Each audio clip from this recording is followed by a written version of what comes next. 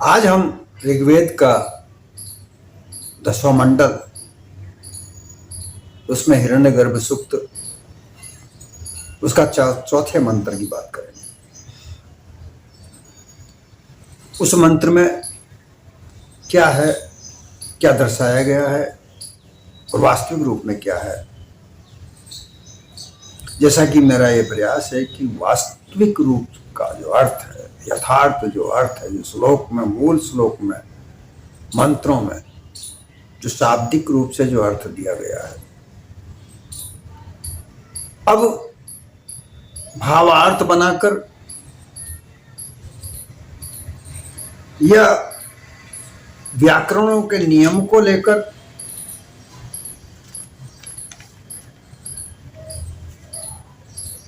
किसी भी तरीका से उनके भावार्थ में बदल दिया जाता है।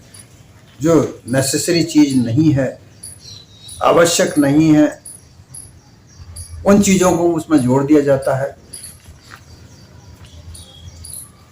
यही चीज हम देखना चाहते हैं। और जोड़ने वाले उसका आधार ले लेते हैं कि भाई ये व्याकरण के आधार पर है, भाव के आधार पर है, प्रासंग के आधार पर है, जबकि उसमें जो आधार होता है, वो जो व्याख्या करने वाले हैं वो किस मत पंथ के हैं, वो आधार निश्चित करता है। वो उनके उस आधार पर उसकी व्याख्या करते हैं जिस मत पंथ से वो जुड़े हुए हैं, जिस संप्रदाय से वो जुड़े हुए हैं। और इसीलिए विभिन्न व्याख्याकारों की व्याख्याओं में अंतर हमें नजर आता है। परंतु जो वास्तविक रूप से जो विचार है, वो उस समय के ऋषियों में, उनके हृदय में उठा। वहां तक पहुंचने की हमें कोशिश होनी चाहिए। और वो कोशिश कब होगी? जब हम निश्चित रूप से, निष्पक्ष रूप से उन शब्दों को देख पाएंगे जो कि उन श्लोकों में, उन मंत्रों में समावेश किए गए हैं।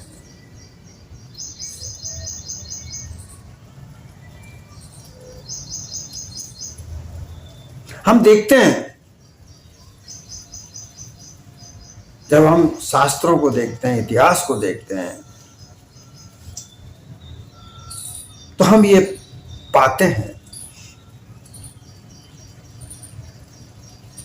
आज से 13,000 साल पहले ना कोई धर्म था, ना कोई विचार था, ना कोई ईश्वर था। मानव जंगल में रहता था।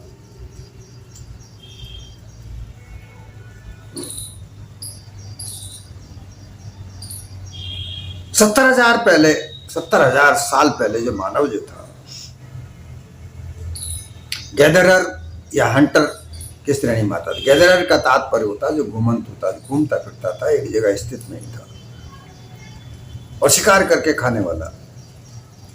उसके पहले भी शिकार भी नहीं कर सकता था। जो मरा हुआ पशु मिलता था उसे वो खाता था, फल फूल खाता था।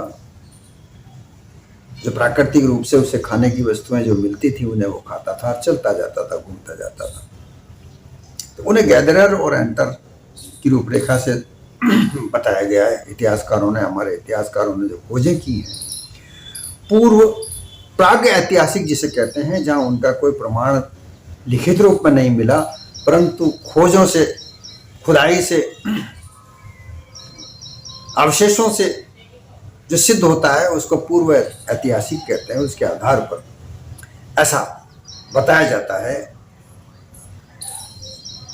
कि 13,000 वर्ष पूर्व तक ये मानव जंगल में शिकारी और घुमक्कर स्थिति में रहता था।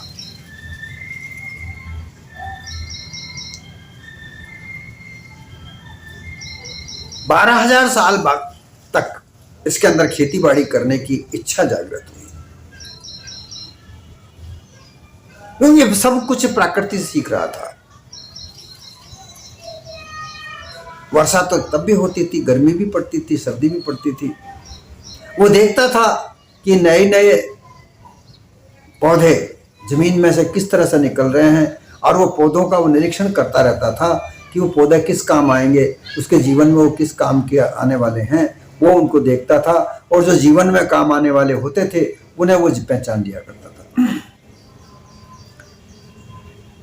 फिर जिस समय सर्दी ऋतु में या गर्मी में या बारिश में वो पौधे उगते थे, उनका समय देख करके वो उनको उगाने लगा और यहीं से खेतीबाड़ी करके और अपने आप का जीवन यापन करने के लिए अनाज उगाने की उसमें विचार जागृत हुआ।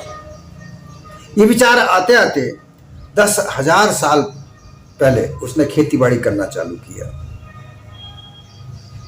और जब उसने खेतीबाड़ी करना चालू किया तब वो एक जगह पर टिक कर रहने लगा, क्योंकि उसे खेतीबाड़ी का संरक्षण करना भी आवश्यक था, सुरक्षा करना भी आवश्यक था और उसे एक जगह से दूसरी जगह ले जाने के लिए भी वो सक्षम नहीं था और ना हो सकता है। इसी समय में जब खेतीबाड़ी बनाकर एक जगह टिका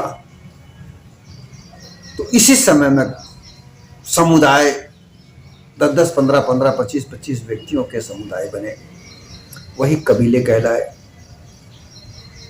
उन कबीलों का एक सरदार हुआ करता था और यही व्यवस्था जिसका वो कबीले अपनी अपनी बातें माना करते थे, जो कबीले का सरदार कहा करता था वो उन निर्देशों का पालन करते थे। इसी तरीके से धीरे धीरे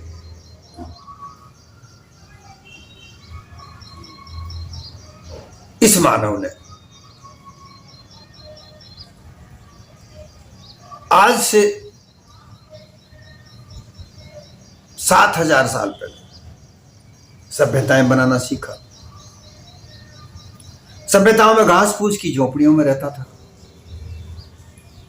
और कबीलों की बातें माना करता था, कबीलों में कुछ नियम लागू किए थे, उनको मानता था। धीरे धीरे ये व्यवस्था और आगे बढ़ी। तन ढकने के लिए कपड़े 8,000 साल पहले आए हैं। जो कपास रुई से बारीक धागा बनाकर उसका कपड़ा बनाना आज से 8,000 साल पहले सीखा। 6,000 साल पहले इसने उस धागे से कपड़ा बनाना सीखा।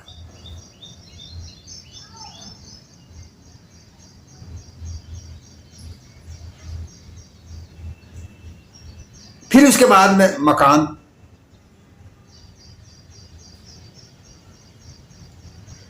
कच्ची ईंटों से, मिट्टी के कच्ची ईंटों से इसने मकान बनाना चालू किए। फिर ये बाद में चल के 7,000 साल पहले ये ईंटों को आग में तपाकर पक्की करने की तरीका सीखा और उसी से 5,000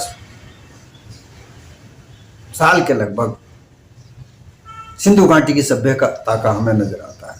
प्रारूप जो नजर आता है वो पक्की ईंटों का नजर आता है, सभ्यताओं का नजर आता है। तो तात्पर्य यहां यह है कि 13,000 साल पहले किसी प्रकार का कोई ईश्वर या कोई धर्म या कोई मान्यता वहां नजर नहीं आती, लेकिन लोग महाभारत काल, कृष्ण का काल, राम का काल जो बताते हैं, बड़ा हैरत होती है कि इतने पुराने तो मकानात ही नहीं थे। 6,000 साल पहले राम जी का जन्म बताया जाता है।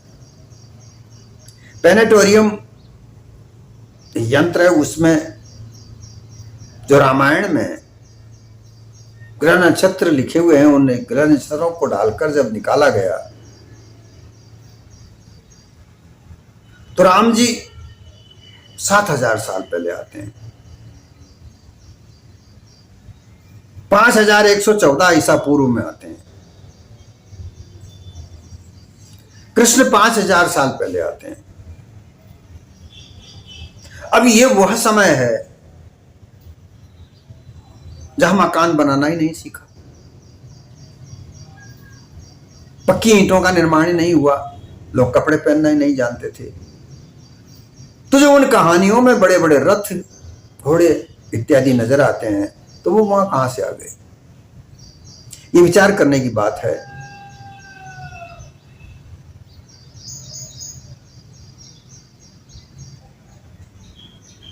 ऐसे बड़े बड़े युद्ध वहां कैसे हो गए?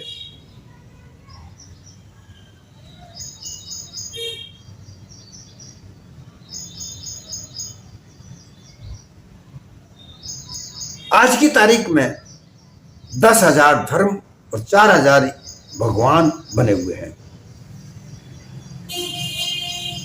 10,000 प्रकार के धर्म इस पृथ्वी पर हैं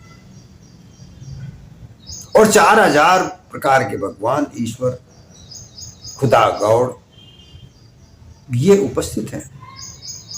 इनकी मान्यताएं, इनकी अवधारणाएं बनी हुई हैं।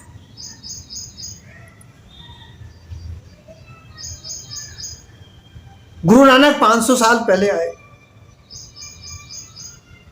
1400 साल पहले मोहम्मद साहब आए।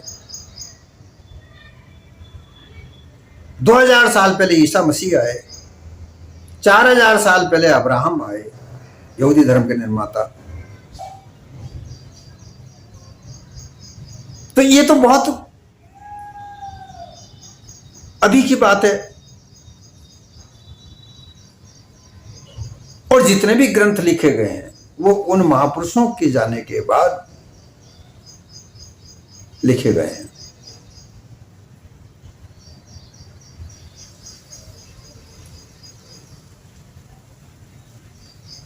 इस मानव जाति में भाषा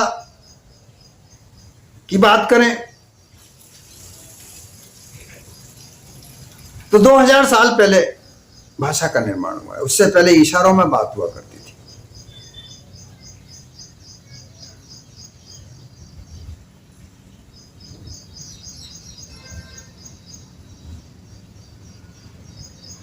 ईश्वरवाद 600 ईस्वी ईसा पूर्व से आना शुरू हुआ है।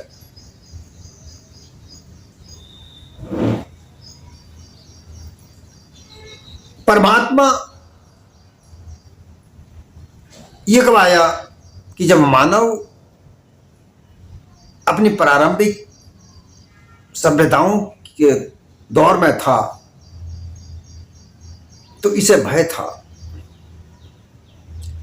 अग्नि से डरता था, अंधेरे से डरता था, वर्षा से डरता था,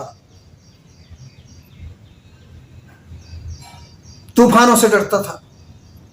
क्योंकि बाइबल में कहीं भी ग्रंथों में जो भयानकता बताई जाती है तो तूफानों को लेकर, जल को लेकर, अग्नि को लेकर,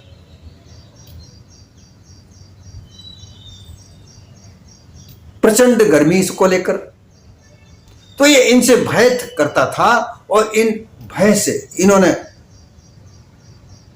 जो सूर्य की किरणें जो तेज गर्मी पैदा करती थी तो वो उसी को देवता बना लिया। चंद्रमा शीतलता देता था, उसी को देवता बना लिया। नदियों का जल पीने के काम आता था, मानव जीवन के लिए अनिवार्य था, उसी को देवता बना दिया। हवा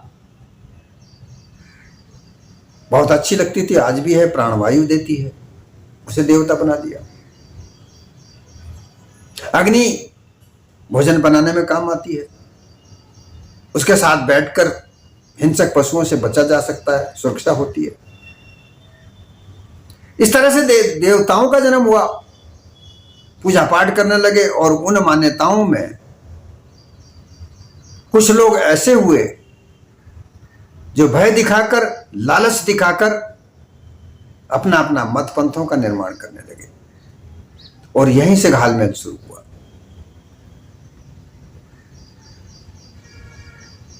और यही घालमेल आगे चलकर पुनर्जन्म, भेदभाव, ऊंच नीच, ये सब बनाता चला गया, मानव से मानव को दूर करता चला गया। और इन्हीं मानव की वृत्तियों ने जो असल बात लिखी हुई शास्त्रों की है, उनमें अपना अपना मत जोड़ना आरंभ किया। आज हम देखते हैं कि किस तरह से इस ऋग्वेद के 10वें मंडल के हिरण्यगर्भ सूक्त के 4थे मंत्र की व्याख्या की जाती है और वास्तविक रूप से उसका अर्थ होता क्या है। आइए हम पहले उस मंत्र को सुनते हैं। चौथा मंत्र है, ओम यस्य मे हिमवंतो महित्वा यस्य समुद्रम रसया सहाहुः यस्येमा प्रदिशो यस्य बाहु कस्मै देवाय हविषा विधेम। हिमवंतः, ये हिमवान बड़े बड़े बर्फ से ढके हुए पहाड़ पर्वतगण, यस्य महित्वा आहु, जिसकी महिमा को बताते हैं, और रसया सह, नदियों के सहित अर्थात सभी जल स्रोतों के साथ, समुद्रम, यह समुद्र भी, यस्य महित्वा आहु, जिसकी महिमा का बखान करता है, गुणगान करता है। यस्य इमा प्रदिशा यस्य बाहु, ये दिशाएं भारतीय परंपरा में 10 दिशाएं मानी गई हैं। पूर्व, पश्चिम, उत्तर, दक्षिण तो है ही, और फिर इनके बीच की हैं ईशान, आग्नेय, वायव्य और नैऋत्य, और फिर ऊपर और नीचे। ये 10 दिशाएं जिसकी बाहुएं हैं। कस्मई देवाय हविषा विधेम, उस सुख स्वरूप परम पिता परमेश्वर देव के लिए हम अपनी आस्था, श्रद्धा और भक्ति अर्पित करें। हमने मंत्र को सुना, व्याख्या भी देखी, और देखिए इस मंत्र में क्या कहते हैं। ये मंत्र कहता है, यस्यै में हिमवंतो महित्वा यस समुद्रम रसया सहाहु। यस्यैमा प्रदिशो यस्य बाहु कस्मै देवाय विधेम। अर्थात इसमें जो शब्द प्रयोग हुए हैं, उस शब्द के प्रयोग के आधार पर जो अर्थ बनता है, निष्पक्ष रूप से जो अर्थ बनता है, उसे आप सुने। हिमाच्छादन पर्वत, ये उसकी महिमा बताते हैं कि वो कितना विशाल है, कितना ऊंचा है। जिस तरीके से हिमालय पर्वत सबसे ऊंचा है, वो उसकी ऊंचाई है, इसी तरीके से वो सर्वश्रेष्ठ सबसे ऊंचा है। जिसकी नदियां सहित सागर भी जिसकी यश श्लाघा है, अर्थात नदियां की शुद्धता, सागर की गहराई जिस तरह से है, वो उसकी गहराई का प्रारूप बताती है। श्लाघा अर्थात उसके प्रारूप को दर्शाती है। जिसकी भुजाओं जैसी हैं जैसे दिशाएं।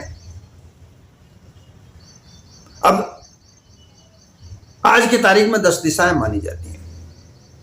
4 दिशाएं, 4 उपदिशाएं और ऊपर और नीचे, ऐसे 10 दिशा मानी जाती है। वो चारों तरफ ऐसे दिशाओं की तरफ फैला हुआ है।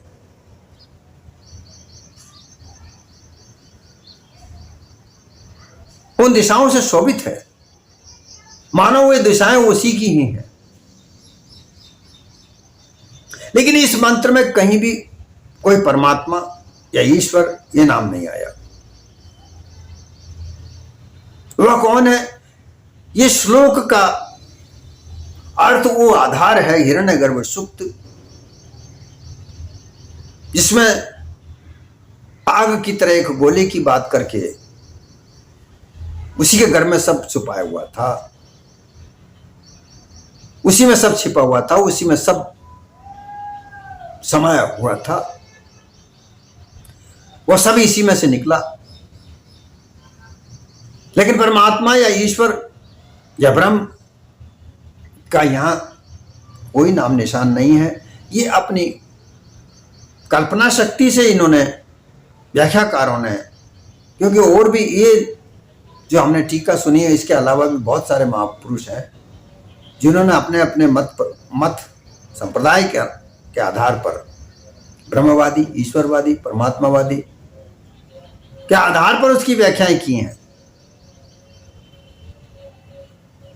क्योंकि जिस तरीके का विचार व्यक्ति का बनता है, जिस जगह पर वो रहता है, जिस वातावरण में रहता है, जिस जगह से वो जुड़ा हुआ है, वहां के नियम, वहां के आधार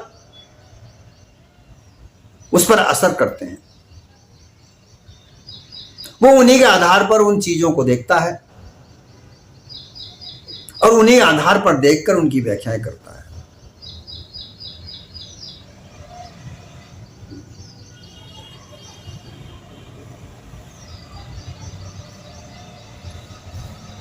यहां हम देखते हैं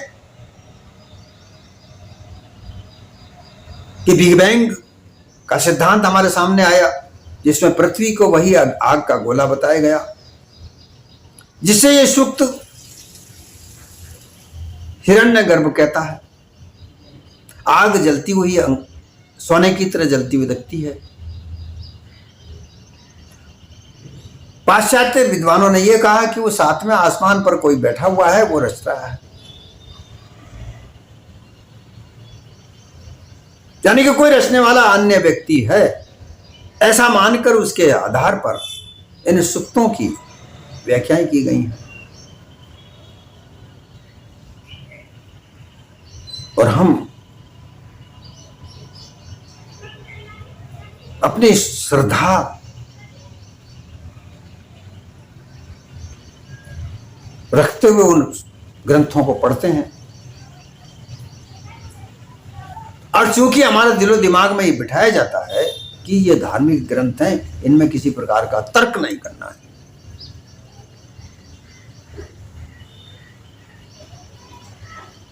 ये जैसा लिखा हुआ है वैसा ही मानना है।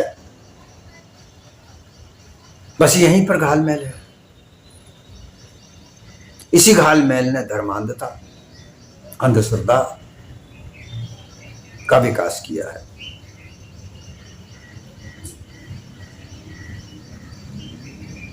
एक सर्वे के अनुसार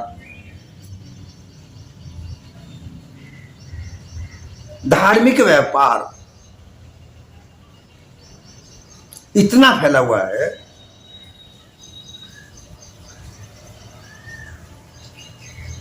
कि क्या कह सकते हैं।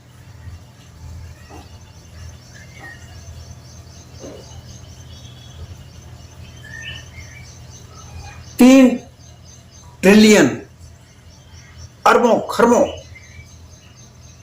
की तादाद में ये रुपया धर्म के नाम पर फैला हुआ है, और जिसका कोई किसी प्रकार का कोई लेखा जोखा भी नहीं होता। जहां लेखा जोखा नहीं होता वहां पर उस देश की, जहां भी ऐसा होता है, आर्थिक अर्थव्यवस्था प्रभावित होती है।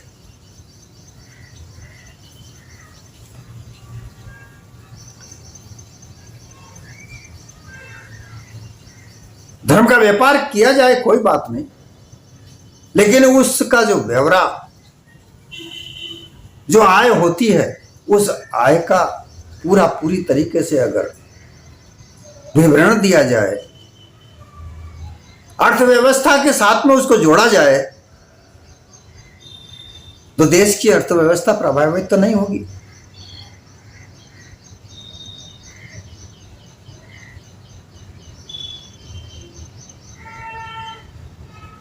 हो खर्च रहा है, कहीं ना कहीं तो खर्च हो रहा है, और बहुत सारा बड़ा भाग सड़ रहा है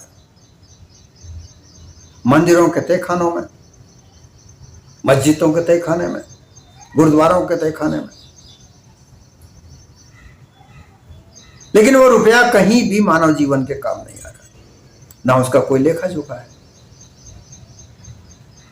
ऐसी स्थिति में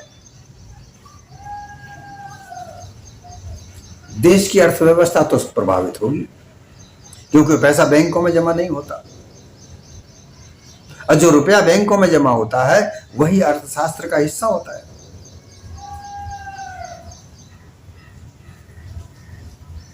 बैंकों में तो पैसा ही नहीं है, खाली हो गया। फिर तरह तरह की नीतियां बनाई जाती हैं कि ये बैंक खाली है, वो बैंक खाली है, इनको सबको एक करो।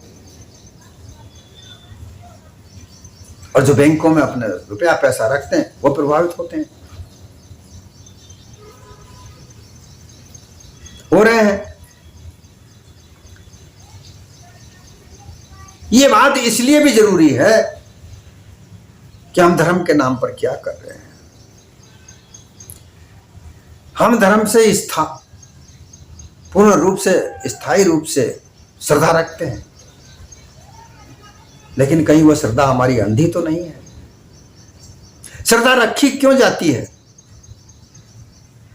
इसमें लालच दिया जाने वाला होता है, भय दिया जाने वाला होता है। एक तो भय दिया जाने वाला होता है कि तुम ऐसा नहीं करोगे तो तुम्हें नरक मिलेगा, और अगर तुम ऐसा करोगे तो स्वर्ग मिलेगा, यह भय दिखाया जाता है। फिर एक लालच है कि तुम ऐसा करोगे तो तुम्हारा धंधा बिजनेस बहुत अच्छी तरह चलेगा, तुम्हारे घर में सुख शांति रहेगी, तुम्हारे पाप कट जाएंगे, जो तुम पाप करते हो वो सब पाप कट जाएंगे। ऐसी मान्यताएं प्रसारित की जाती हैं।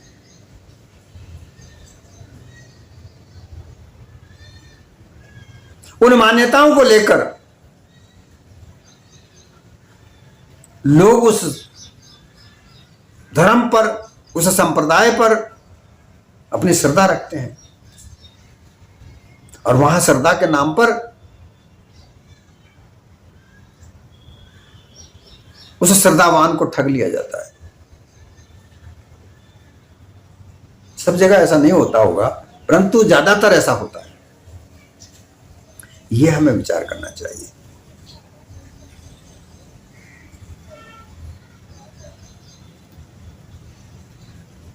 धर्म को लेकर कोई विचार नहीं, बस जो पुराने, जो पूर्वाग्रह बने हुए हैं धर्म को लेकर, उन्हीं का आधार पर चल रहे हैं।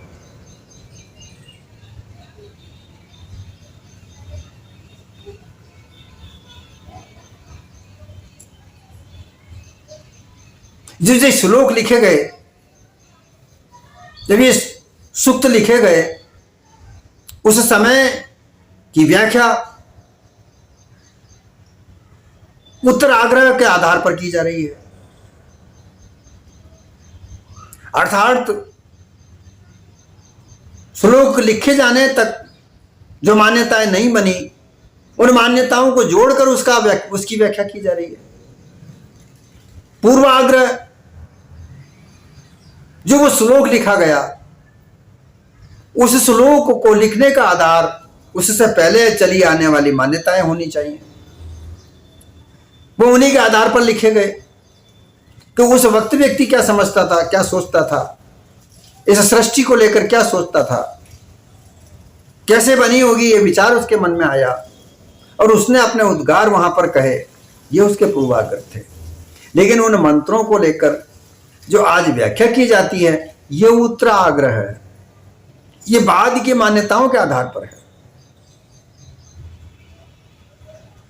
ये व्याख्या मेल नहीं खाती। इसलिए सोचना जरूरी है, समझना जरूरी है।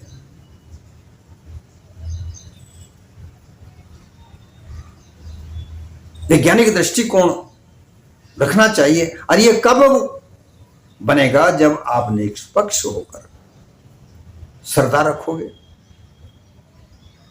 अंधश्रद्धा नहीं, निष्पक्ष श्रद्धा रखो, आदर करो, लेकिन अंधश्रद्धा नहीं, निरादर नहीं।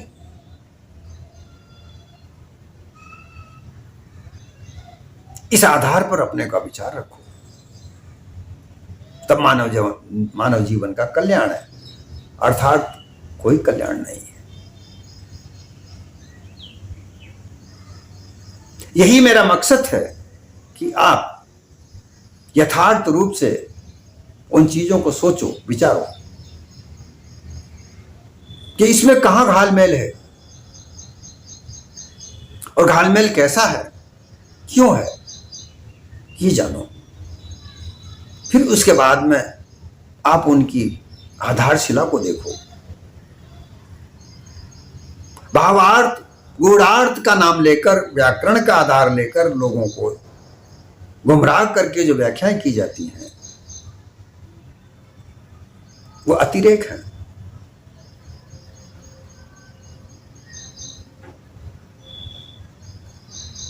समसामुच्चय नहीं है। यही यहां पर इस वीडियो का मकसद है। आगे आप विचार करें।